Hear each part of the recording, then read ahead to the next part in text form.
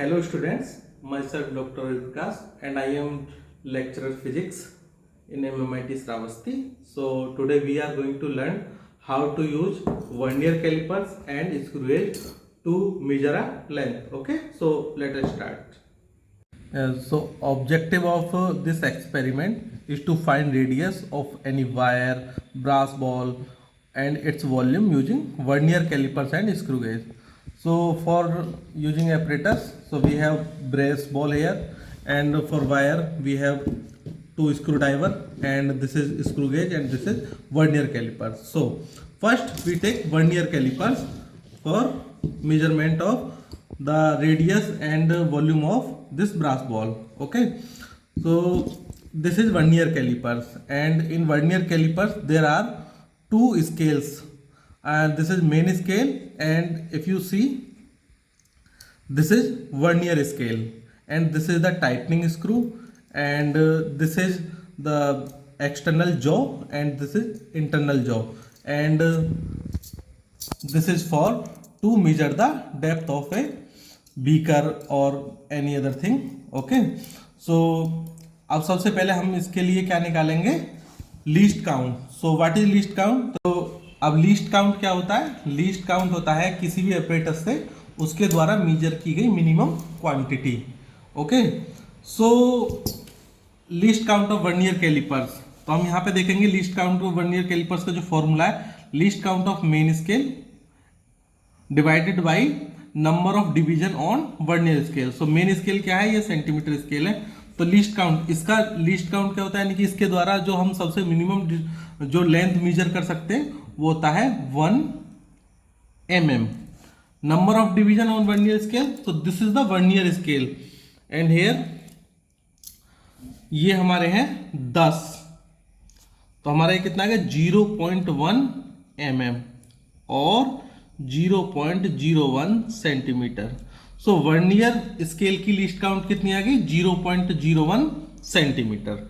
अब हम observation table पे आएंगे. ऑब्जर्वेशन टेबल में अब हम सबसे पहले लेंगे ब्रास बॉल. तो ब्रास बॉल को हमको इस तरीके से इसके जॉ के बीच में रखना है, और इस तरीके से करने के बाद में इसको स्क्रू को टाइट कर देना है ताकि ये मूव ना करे. जैसा अभी मूव कर गया, तो अभी ये यहाँ पे हमने इसको रखा और इसको टाइट कर देंगे जिससे कि इसका डिस्टेंस जो है वो चेंज ना हो. अब उसके बाद में सबसे पहले हम क्या काम करेंगे, हम इसको मेजर करने के लिए सबसे पहले हम देखेंगे कि मेन स्केल पे रीडिंग क्या है. अब मेन स्केल की रीडिंग को हम इस तरीके से देखेंगे, जो वर्नियर स्केल, जो नीचे वाला जो स्केल है, जो उसकी रीडिंग है, उसका जहां से वो शुरू हो रहा है उसका लेफ्ट मोस्ट क्या है. तो इसका लेफ्ट मोस्ट क्या है? 2.4 के अराउंड है. तो 2.4 क्या हो गया? मेन स्केल की रीडिंग हो गया. ये किस में हो गया? सेंटीमीटर में हो गया. अब उसके बाद में हम क्या काम करेंगे, वर्नियर स्केल के जो ये 10 डिवीजन है, ये जो मेन स्केल का डिवीजन है उसके साथ कहाँ पे अलाइन कर रहा है. तो अगर हम इसको ढंग से देखना चाहें तो ये अलाइन कर रहा है यहां पे, यानी कि 1 2 3 4 5 पे. तो वर्नियर स्केल का डिवीजन क्या आ गया? 5. अब वर्नियर स्केल की रीडिंग कितनी आएगी? y equal to P into L C. अब p की वैल्यू है ये, तो y की वैल्यू आ जाएगी 5 इंटू एल सी. कितना है हमारा? 0.01 सेंटीमीटर. यानी कि हम इसको लिख सकते हैं 0.05 सेंटीमीटर. अब जो टोटल लेंथ होगी this plus this, this plus this, तो कितनी आ जाएगी हमारी?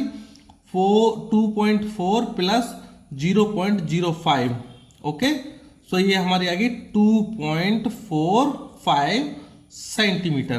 तो अब ये हमारी एक डिस्टेंस आ गई. इसके अलावा हम क्या करेंगे, क्योंकि ब्रास बॉल हम ले रहे हैं, या अगर हम इसकी जगह वायर लेते तो मोस्ट प्रोबेबली वो यूनिफॉर्म नहीं होगा. तो यूनिफॉर्म नहीं होगा, so we have to repeat the experiment for many time. Okay, so इसको हम क्या काम करेंगे, दूसरी जगह जाके हम फिर से मेजर करेंगे. अब फिर से हम मेजर करेंगे, इसकी वैल्यू लेंगे. अब हमने देखो इसको यहाँ पे एक बार और 20 से, अब यहाँ से हमने इसको ले लिया. जब हमने यहाँ से इसको लिया है तो अब इसको टाइट, स्क्रू से टाइट कर देंगे. अब हम इसके फिर से वैल्यू अगर देखें तो ये कहाँ पे लाई कर रहा है, 2.4 से 2.5 के बीच में। तो हम कितना ले लेंगे, 2.45 या फिर 2.4 के आसपास हम इसको फिर से ले लेते हैं। अब ये कहाँ पे डिवीजन, नीचे वाला जो वर्नियर स्केल है ये ऊपर वाले के साथ कहाँ पे अलाइन कर रहा है, अगर ठीक से देखा जाए तो ये कर रहा है फिर से 10 पे जाके। ओके, तो ये हमारा आ गया वर्नियर स्केल 10। अब फिर से हम यही कैलकुलेट करेंगे, तो y equal to 10 into 0.01 equal to 0.10 centimetre. तो अब हम इसको और इसको अगर हम जोड़ेंगे तो इसकी आ जाएगी 2.5 सेंटीमीटर। इसी तरीके से हम इसको एक बार फिर से रिपीट करेंगे और मान लेते हैं हम कि वो अभी हमारा कितना आया, 2.44 के आसपास हमारा आ जाता है। तो अब हमको निकालनी है इसका एवरेज लेंथ। तो एवरेज लेंथ कैसे निकलेगा, अगर हम इसको माने L1, इसको माने L2, इसको माने L3, तो एवरेज लेंथ का जो फॉर्मूला होता है L1 plus L2 plus L3 by 3।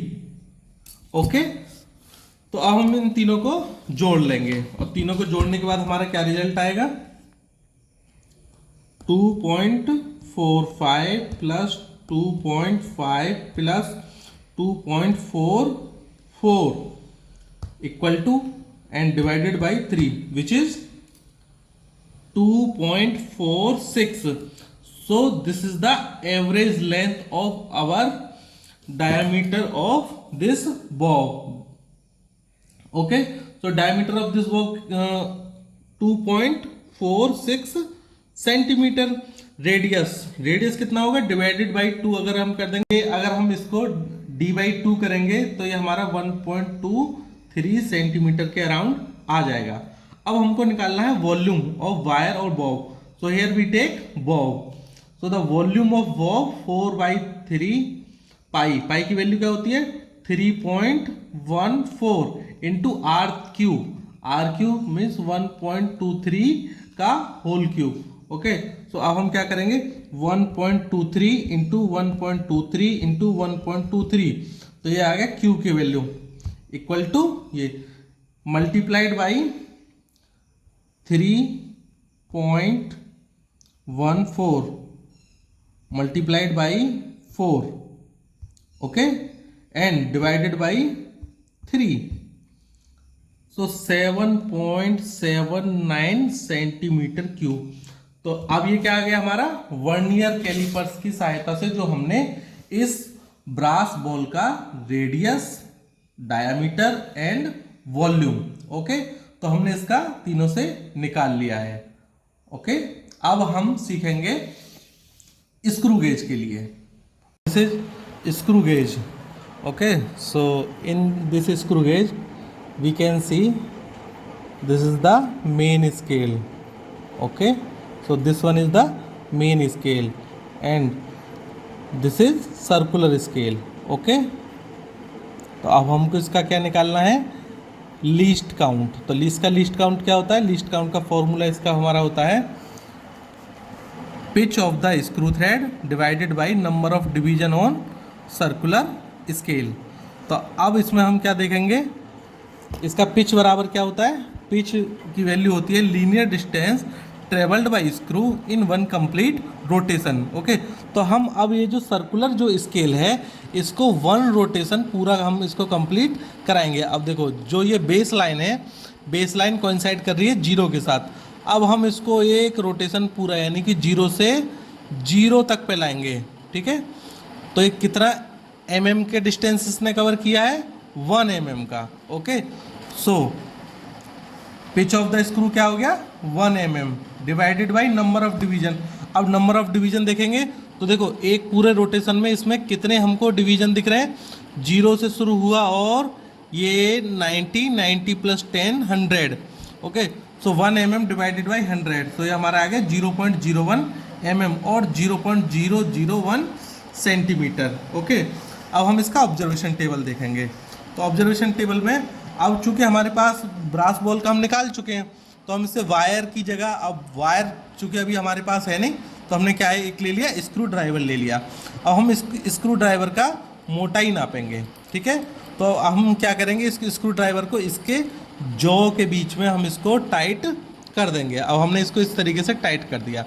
अब हम इसको सबसे पहले क्या देखेंगे कि मेन स्केल पे ये कितना इसका डिवीजन है। तो मेन स्केल पे इसका डिवीजन कितना है, देखो 1 2 3 and 4। Okay, so main scale पे डिवीजन हमको हमारा इसका आ गया 4। अब हम ट्रिपल डिवीजन देखेंगे, तो ये डिवीजन जो होता है सर्कुलर स्केल पे होता है। अब देखो ये जो बेस लाइन है, बेस लाइन के बिल्कुल सामने ये हमारा कितना उस पर कोइंसाइड कर रहा है, हमको ये देखना है।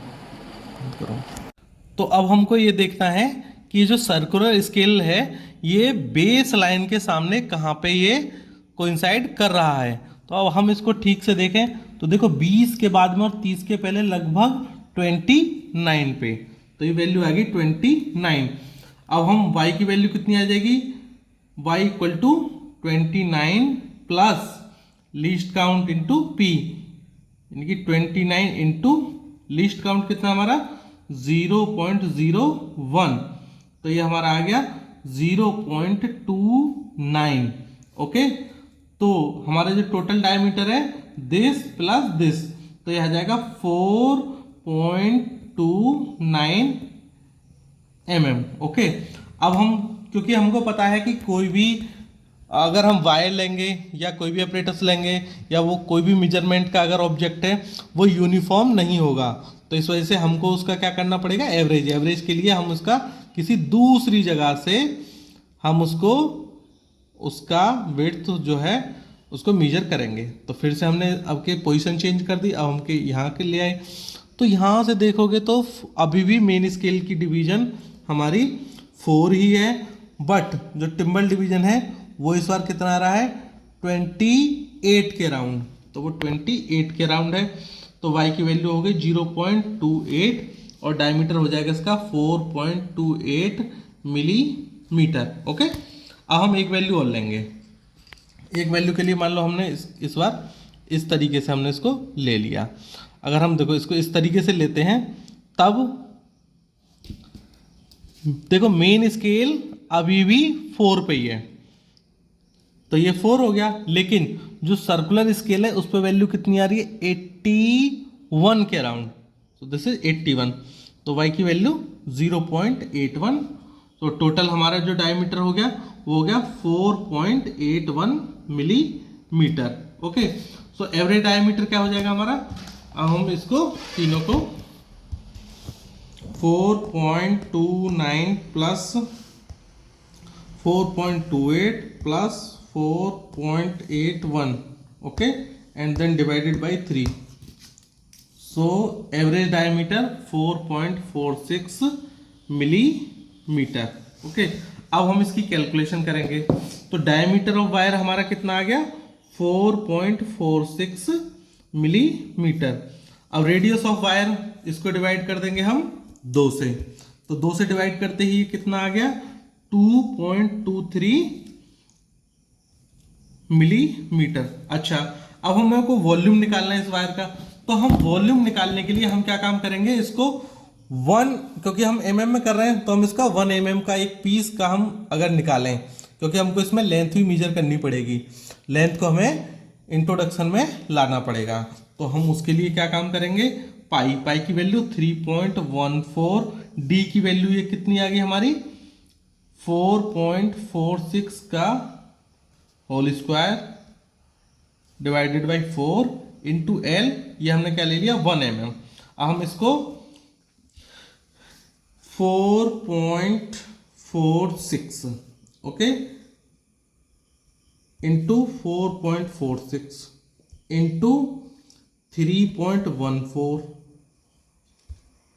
डिवाइडेड बाई 4, तो वॉल्यूम इसका कितना आ गया 1 mm का 15.61 mm क्यूब। ओके, तो ये हमारा क्या आ गया, इसका वायर का वॉल्यूम 1 mm की लेंथ का। ओके, तो अब हमने इसमें क्या सीखा है, सबसे पहले तो हमने इसको सीखा कि स्क्रू गेज और हमारा वर्नियर कैलिपर्स क्या होता है। वर्नियर कैलिपर्स से हमने एक बॉब का रेडियस और उसका हमने वॉल्यूम निकाला। उसके बाद में हमने स्क्रू गेज लिया, स्क्रू गेज से हमने एक स्क्रू ड्राइवर का हमने रेडियस, डायमीटर और हमने उसका वॉल्यूम निकाला। तो ये हमारा रिजल्ट और डिस्कशन हो जाता है। इसके बाद में हमको इसमें देखना है कि इसके क्या पॉसिबल वाइवा में क्वेश्चंस हो सकते हैं। तो सबसे पहला क्वेश्चन उठता है वो यही उठता है कि लीस्ट काउंट क्या होती है, जिसका आंसर दिया जा सकता है कि किसी भी एपरेटस से उसके द्वारा जो मेजर की जाने वाली मिनिमम क्वांटिटी होती है वो उसकी लीस्ट काउंट होती है। उसके अलावा इसमें पूछा जा सकता है कि इसमें कितने स्केल हैं, तो सीधा सा आंसर है इसमें 2 स्केल हैं, ये वाला मेन स्केल है और ये वाला वर्नियर स्केल है, ठीक है। और उसके अलावा हमसे पूछा जा सकता है कि इसमें कितने स्केल है, इसमें भी 2 स्केल हैं। अच्छा, जो मेन क्वेश्चन होता है कि लेंथ तो हम नॉर्मल स्केल से भी मेजर कर सकते थे, पर हमको इसका वर्नियर कैलिपर्स और हमको स्क्रू गेज का क्या नीड है। तो इसका नीड इस वजह से है क्योंकि नॉर्मल स्केल की लीस्ट काउंट होती है 1 mm, वर्नियर स्केल की हमने लीस्ट काउंट कितनी निकाली थी 0.01 mm और इसकी कितनी आई 0.01 mm। ओके, तो सबसे हमारा जो प्रिसाइजली जो हमारा लेंथ को मेजर करेगा वो कौन सा है, स्क्रू गेज। उसके बाद में क्या आता है वर्नियर कैलिपर। सो ये हम कह सकते हैं कि screw gauge is better than vernier callipers. Okay, so ये हमारा एक्सपेरिमेंट यहीं पे खत्म होता है। Thank you.